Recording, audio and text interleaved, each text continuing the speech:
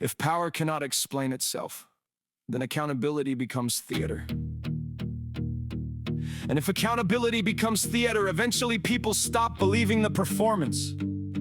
I was watching Marco Rubio testify before Congress about Iran. Somebody asked him if the war is over. Did we even win it? He'd dance around the answers, and this would go nowhere. They all do it. It's like watching a boxer spend 12 rounds avoiding punches and then getting declared the winner because he stayed on his feet. The whole thing feels crooked. 5 minutes later, nobody remembers what was asked. Somehow we're supposed to call that accountability. If power cannot, or worse, will not explain itself, then accountability becomes theater. And once accountability becomes theater, the people in the cheap seats stop believing the show. And can you blame them? People in power should be able to face difficult questions. That is part of the burden of holding it. But more and more it seems that the goal is not to answer.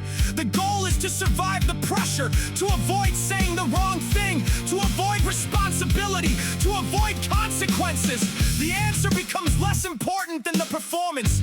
Everyone has learned the language, the long explanation, the change of subject, the talking point, the appeal to fear, the appeal to patriotism. They attack the question itself, anything except the answer.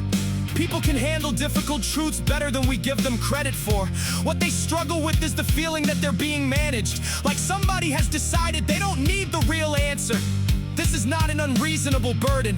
In fact, it is the very foundation of representative government. Authority without accountability is not service, it is privilege. Citizens must be able to trust that when difficult questions are asked, honest efforts will be made to provide honest answers. Not perfect answers, not convenient answers, honest ones. The purpose of oversight is not humiliation, it is understanding. The purpose of accountability is not punishment, it is trust.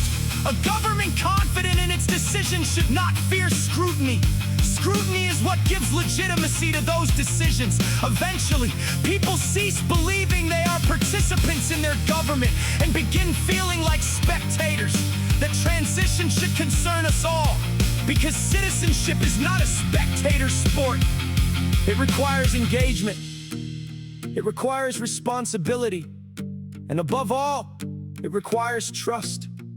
No institution, however powerful, can endure indefinitely once it forgets the purpose for which it exists. The strength of a republic is not measured by its ability to wield power. It is measured by its willingness to answer for it.